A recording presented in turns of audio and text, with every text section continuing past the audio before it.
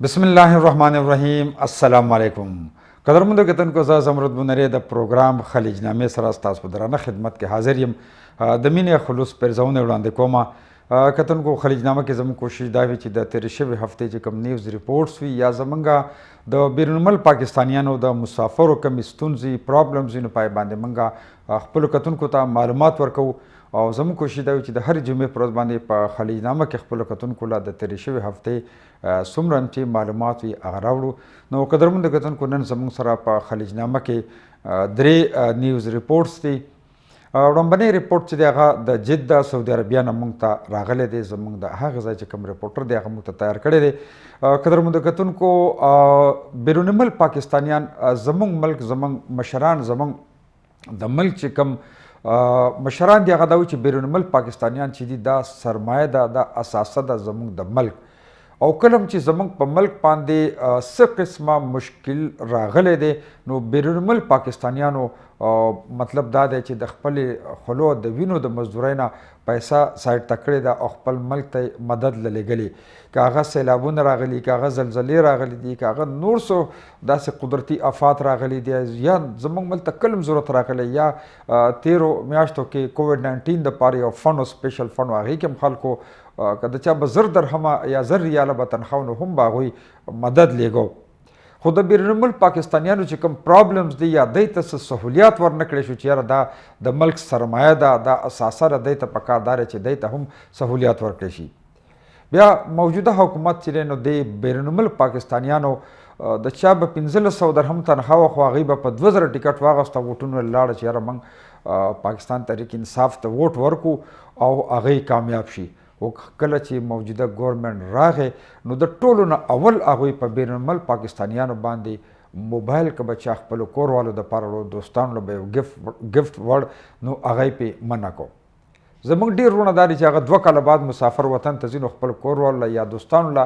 बचो द पारे यो मोबाइल बरना का पे दे बन को सके ची कस्टम बोर को कस्टम दुमरा दे ची पसो बाने मंग दलता प दुबई के बा मोबाइल आगस दागे डबल बेरान पे एयरपोर्ट पाने कस्टम आगस्तो बिया खल को मोबाइल रोलम प्रे खोदल उस नन सबा यो बल खबर दादा ची ज़मंग च कम जोड़ मोबाइल दे च कम ज़मंग द इस्तेमाल मोबाइल दे कदगा मोबाइल कमंग म्याश तलजो दार जान सरलून ची दे रिपोर्ट न उजुन आगा बनशी ज़मंग द इस्तेमाल मोबाइल बनशी ज़मंग बैरुल पाकिस्तानियान दा वही ची ज़मंग द इस्तेमाल मोबाइल खमंग ते म्याश परेदा वची म्याश योनी ममंग दा इस्तेमाल को अगर हालक मोबाइल बकार यो म्याश की ची कम द काल न ज़्यादा वक्त दलता मुसाफरी तीर के काल बाजी का पकाल की 2 ज़लतो या 3 ज़लतो न दाग मोबाइल बकार न कई नो पदी बांधे मंग पदी इशो बांधे मंग राय अगस्त दा पशारजा की और सऊदी अरबिया की द मुख्तलिफ खलकोना नो कदरमंद कतन को राज़ी जिद्दा सऊदी अरबिया था जिद्दा के चौधरी मोहम्मद रियाज गुमन साहब चदे आगा राय अगस्त द खल को कमेंट से अगस्त दी चदी इशो हवाले से रागई सवी जी नाजरीन, आज हम एक इंतहाई अहम मौजू पे बात कर रहे हैं। जैसा कि आपके इल्म में है कि ओवरसीज़ वालों के लिए हमारी हुकूमत पाकिस्तान ने मोबाइल ले जाने पर पाबंदी आयद की हुई है, जो कि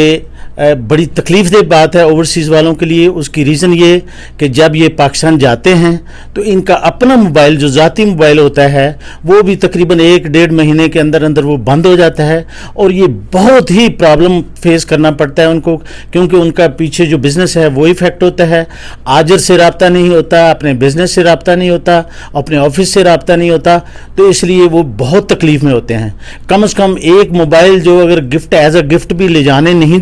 देते तो कम से कम जो उनका ज़ाती मोबाइल है वो तो ऑन रहने दें। तो इस सिलसिले में आज हमने जो सऊदी अरब में, जो खुसूसन जद्दा में जो बिजनेसमैन हैं, जो पार्टीज़ के लोग हैं, आज हमने एक पैकेज बनाया है। जो चीदा अफराद हैं, सरकर्दा अफराद हैं, उनसे हम बात कर रहे हैं। तो मेरे साथ जनाब सरदार इकबाल साहब मौजूद हैं, जो वज़ीर आज़म आज़ाद कश्मीर के कोऑर्डिनेटर भी हैं, एक बड़े मारूफ बिजनेसमैन हैं। आइए इनसे इस सिलसिले में बात करते हैं। जी सरदार साहब। बिस्मिल्लाहिर्रहमानिर्रहीम। सबसे पहले मैं खैबर न्यूज़ का इंतहाई मशकूर हूँ को जो कि एक बात जो है ना अरसा से हमें ये उठानी चाहिए था इससे पहले, लेकिन देर आए दुरुस्त आए। असल में जहाँ तक तल्लुक़ है ये मोबाइल का, मेरे साथ भी ऐसे ही हुआ بلکہ اس کا کوئی ایسا سسٹم بنائے تاکہ جو ہے وہ کنٹینیو لوگوں کا اپنا بزنس باہر رہے. تو میں ایک بار پھر آپ تمام جو ہے نا احباب کا شکر گزار ہوں، اور خاص کر خیبر نیوز کا اور چودھری ریاض گمن صاحب کا کہ آپ نے یہ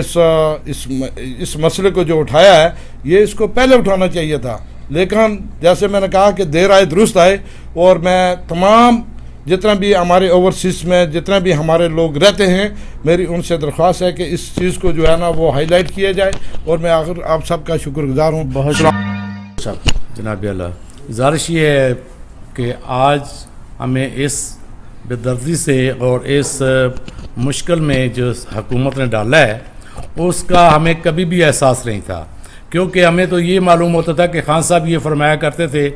جب تک وہ حکومت میں نہیں آئے کہ جی پاکستانی اوورسیز ہماری ریڑھ کی ہڈی ہے اور ہم ان کو سہولیات دیں گے، اور ہم ان کو جو پچھلی حکومتوں نے جو نہیں دیا ہم ان کو سر فہرست رکھیں گے. اور چونکہ کہ یہ ساری حکومتیں کہتی رہی اور خان صاحب بالخصوص کہ یہ ہمیں زر مبادلہ بھیجتے ہیں، اور وہ زر مبادلہ جو ہے وہ پاکستان کی ریڑھ کی ہڈی ہے اور اس سے پاکستان کی معیشت چلتی ہے. لیکن ہوا کیا، رزلٹ کیا نکلا؟ رزلٹ یہ ہے کہ آج ہمیں ایک ٹیلی فون موبائل لے جانے کی بھی اجازت نہیں ہے، جو 1 ماہ کے بعد بند ہو جاتا ہے پاکستان میں، اور جو ہمارے لنکس ہوتے ہیں وہ سارے کٹ آف ہو جاتے ہیں، اور اس سے ہم اتنے ڈسٹرب ہوتے ہیں کہ یا تو ہم وہاں رجسٹر کروائیں یا واپس آ جائیں. اور یہ میں نہیں، تقریباً جتنے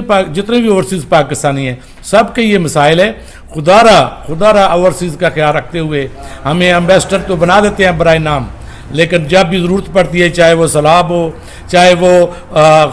خشک سالی ہو، مسئلہ ہو، ہم ہمیشہ بڑھ چڑھ کے حصہ لیتے ہیں. لیکن جب ہمارے مسائل کی بات آتی ہے تو ہمیں یہاں ایئرپورٹ سے لے کر جب ایئرپورٹ ہم پہنچتے ہیں وہاں سے لے کر واپسی ایئرپورٹ تک ہمیں پے ہی کرنا پڑتا ہے، ہمیں سہولیت کوئی نہیں ملتی. تو خدا کے لیے کم از کم ایک موبائل گفٹ کے طور پر لے جانے کی اور ایک جو ذاتی استعمال میں ہے وہ موبائل ہمیں اجازت دی جائے کہ تاکہ ہم اپنے دوستوں سے، اپنے احباب سے جو ہے وہ رابطے میں رہیں اور کم از کم اس مشکل سے ہم بچیں. اور خان صاحب کا تو نعرہ یہی تھا کہ اوورسیز پاکستانیوں کو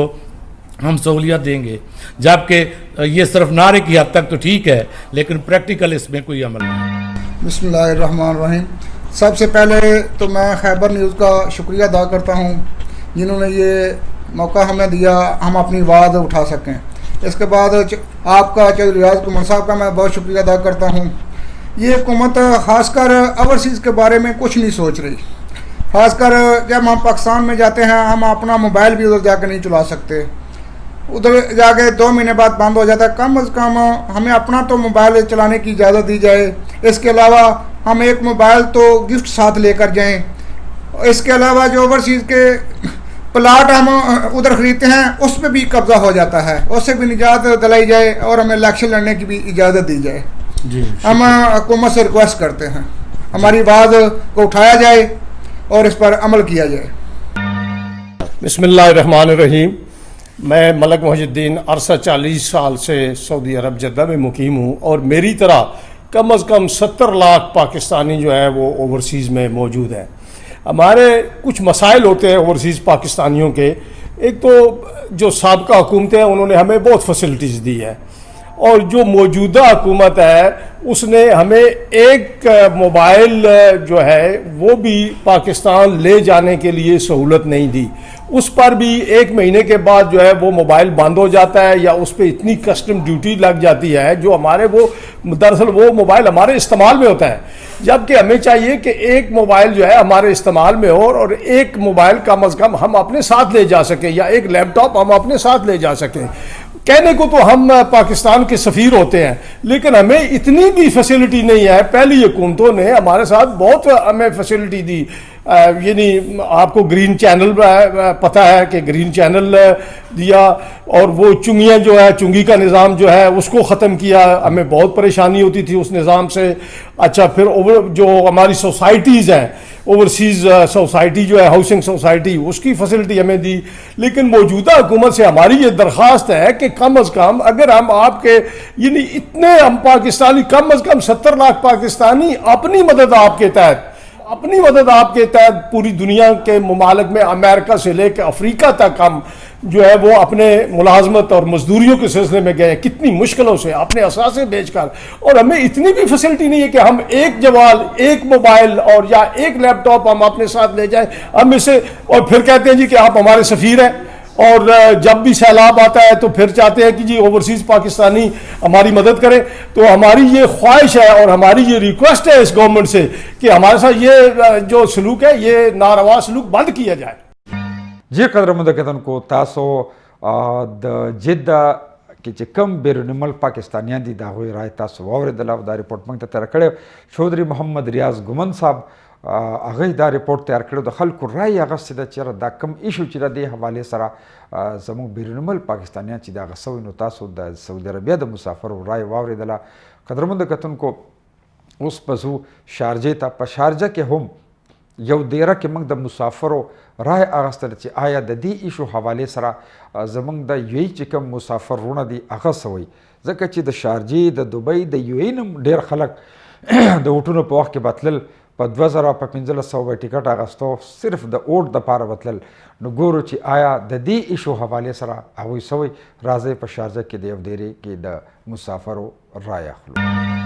بسم الله الرحمن الرحیم. السلام علیکم. قدرمنو کتونکو، نن راغلی یم شارجه ته. په شارجه کې یو دیره ده او دغه دیرې ته راغلی یم. په دلته کې ډېر شمېر زموږ پښتانه وروڼه ژوند کوي، د مسافرۍ ورځې شپې سبا کوي. راغلی یم، تاسو ته څنګه معلومه ده چې نن سبا زموږ حکومت پاکستان یو اعلان کړی چې زموږ مسافر وروڼه چې کله د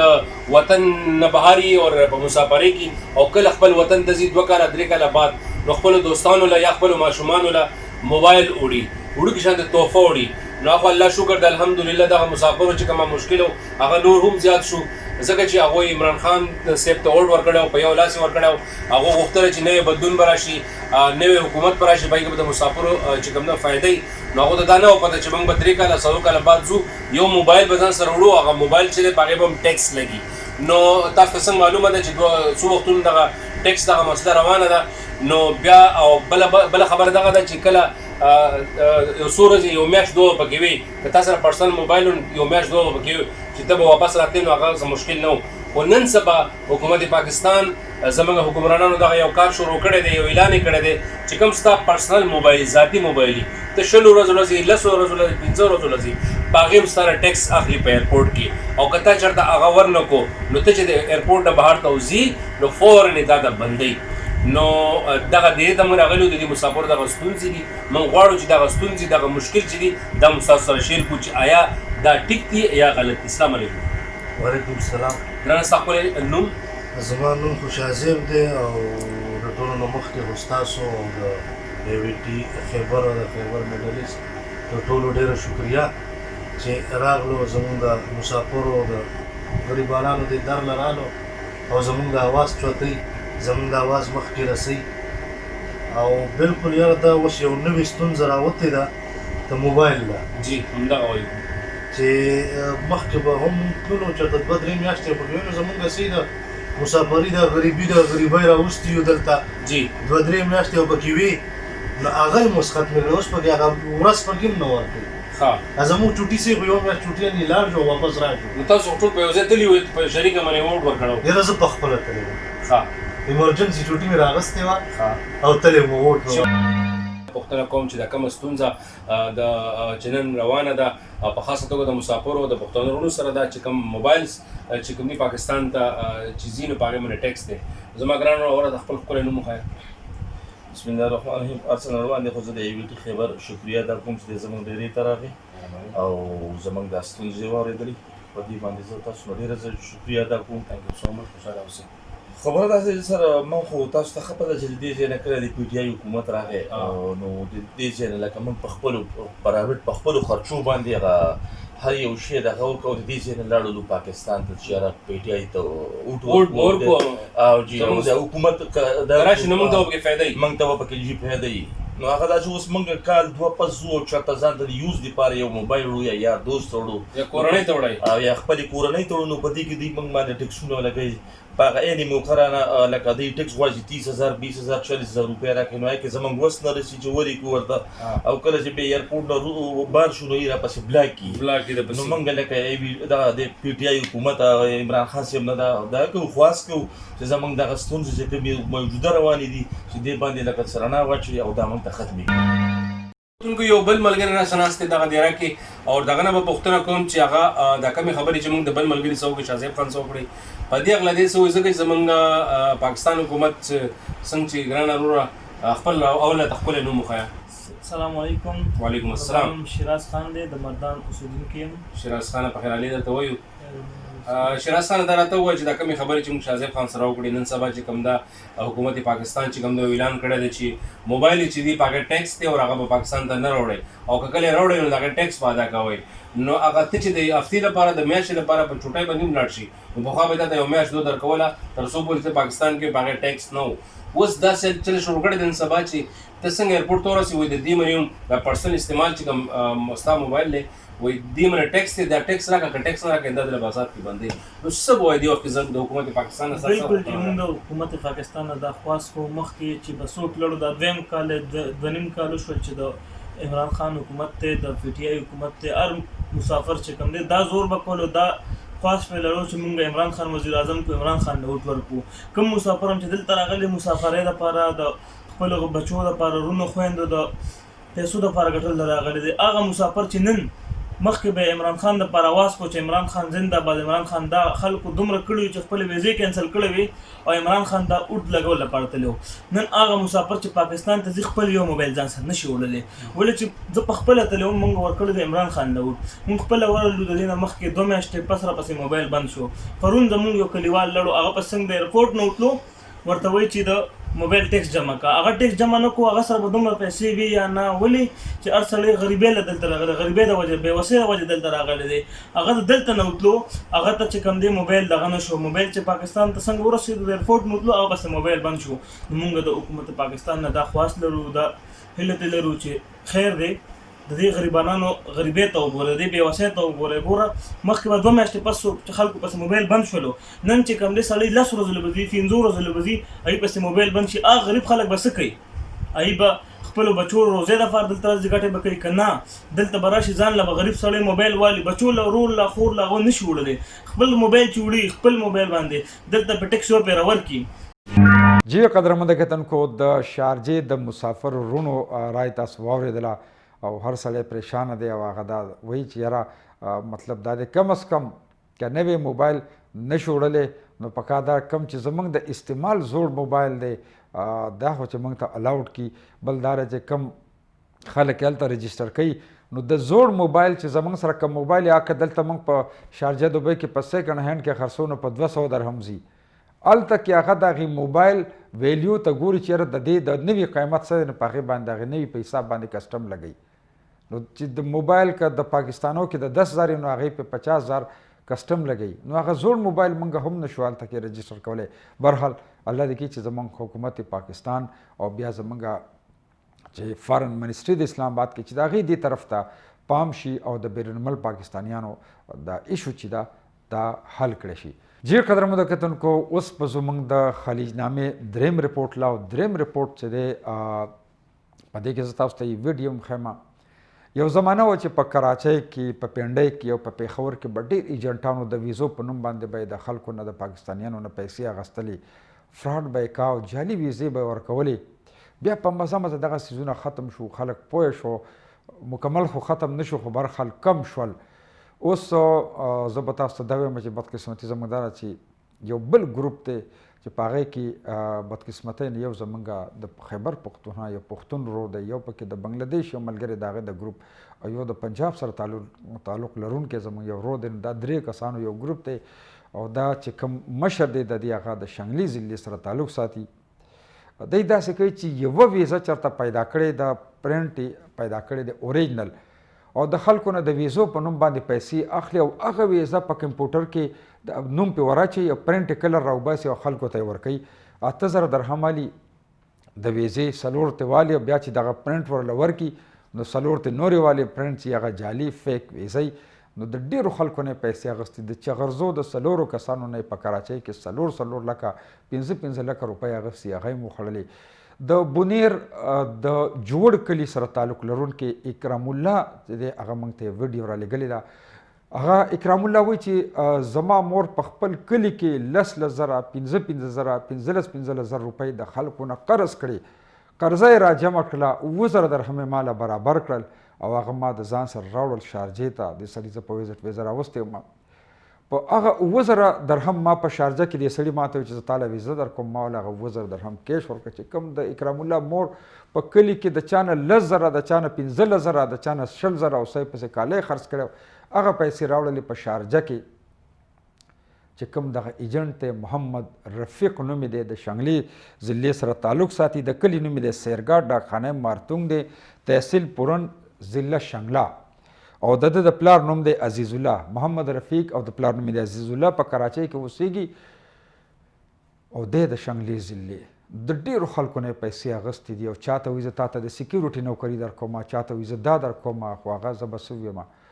هغه انټرنیشنل ګڼ کپ چې صحیح. بس الله دې ورته د نیکې هدایت وکړي چې الله دته د نیکې هدایت وکړي چې دته دا پته ولګي چې سبا له به زه مړ کېږم، زما نوم د مسلمان دی، زما نوم رفیق دی، زه به سبا له مړ کېږم، زه به قبر ته ځم، ته دې خلکو دا پیسې به د کمې غاړې راوړم. نو قدرمندو کتونکو اکرام الله دا کم چې متاثره کس دی وایي چې 2 کاله زه بغیر د ویزې نه په شارجه کې وم او 38,000 درهم په ما جرمانه وختله. خو الله پاک دی د متحده عرب امارات ګورنمنټ ته ډېر زیات د دې ځای مشرانو له دې الله پاک ژوند ورکړي چې دی د خارجاو سره داسې مینه کوي لکه د خپل لوکلو. نو دوی امنیسټي اعلان وکړو، په هغې امنیسټي کې چې کومه معافي وشوله د جرمانو پای کې اکرام الله چې دی هغه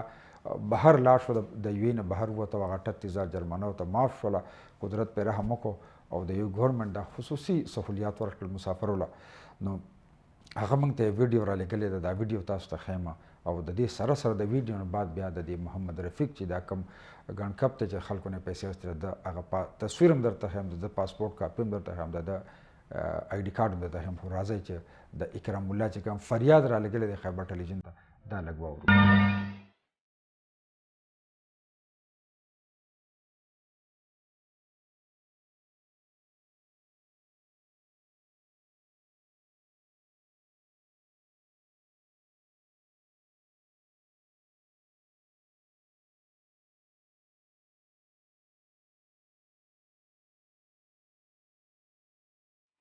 علیکم، زمان می کرم الله دی د جوړ کلی بونیر سره تعلق ساتم. څه وخت مخکې زه امارات ته تلم په ویزټ ویزه باندې.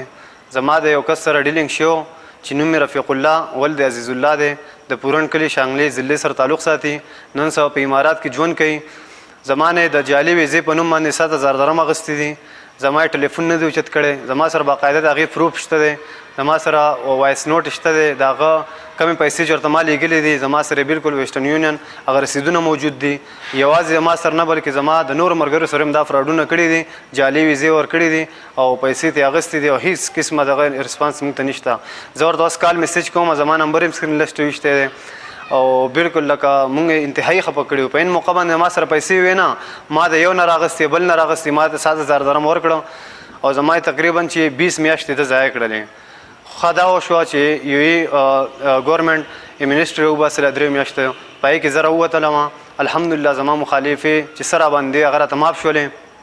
اوس دا کس نه زما ټلیفون اوچتی، نه راته کال کوي، نه میسیج جواب راکوي. زه مکمل سکرین لسټ ویشتی یم. نو زما یو مطالبه ده چې خیبر میډلس ټي وي دوبۍ ته زه د ریکویسټ کوم چې دې کس ته دې پوره چې زموږ نه د مرګونو څومره پیسې اخیستې دي دا دې موږ ته میلاو شي او دې کس ته سخت نه سخت سزا میلاو کړی شي. ځکه که دا خبرې موږ هایلایټ نه کړو نو سبا له زموږ نورو پښتنو بایګانو سره دا قسمه پډې شډې به کېږي، دا فراډونه به کېږي. نو ډېره مهرباني سره که به تاسو په دې باندې څه ایکشن واخیستو ډېره مهرباني. السلام علیکم. ډېر قدرمنو کتونکو د اکرام الله فریاد تاسو واورېدو، دا د موږ ته دا ویډیو رالیږلی و، دا خپل فریاد یې کړی دی. اوس تاسو ته زه هغه کس ښیم چا چې د ډیرو خلکو د اکرام الله په شانتي د ډیرو خلکو سره دوکې کړي دي، موبایل نمبر یې بدلی چې د چا نه پیسې والي هغه بیا بلاک کړي، په وټس اپ هم بلاک کړي او په موبایل کې هم بلاک کړي. نو راځئ چې دغه هلک دغه ته وښیم تاسو ته مو وي چې د نوم دی محمد رفیق، د پلار نوم دی عزیز الله، کلی دی سیرګا، ډاکخانه مارتونګ، تحصیل پورن، ضلع شانګله، شارجه کې اوسیږي، کور دی په کراچۍ کې. نو راځئ دا تاسو ګورئ په سکرین باندې د دغه راغی شناختی کارډ کاپي هم راغله، د ده تصویر هم راغی، دا د اکرام الله هغه رسیدونه هم راغله، کوم رسیدونه چې کوم ده ورته په پیسې څه ورته په ایکسچینج لیږلي هغه هم راغله. دا ټول دا تاسو وکتل. نو قدرمنو کتونکو زه نورو داسې مسافر وروڼو ته وایم چې د دې سړي دا تصویر وګورئ، د ده شناختی کارډ وګورئ، د ده نه ځان وساتئ، ځکه چې د نورو خلکو سره دا زموږ د دې ریپورټ مقصد دا دی چې د نورو پښتنو سره د نورو غریبانانو سره زیاتی ونه شي، ځکه چې اکرام الله خو یې د 2 کالو شو کړېږي، پیسې ورته نه میلاویږي. او الله دې کړي چې د محمد رفیق او په زړه کې داسې رحم راشي چې دا وګڼي چې زه سبا له مړ کېږم، ولې پردی حق نه ورکوم. نو الله دې کړي چې دا اکرام الله ته د پیسې میلاو شي، ځکه د هغه مور د هغوی کور والا ډېر زیات پریشانه دي. او قدرمندو کتونکو د دې سړي نه ځان وساتئ. زموږ ډېر داسې وروڼه دي په شارجه په دوبۍ کې چې هغه ویزې غواړي د خپلو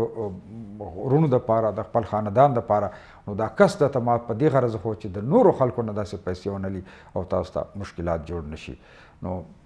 قدرمنو کتونکو دا به د نن ورځې خلیجنامه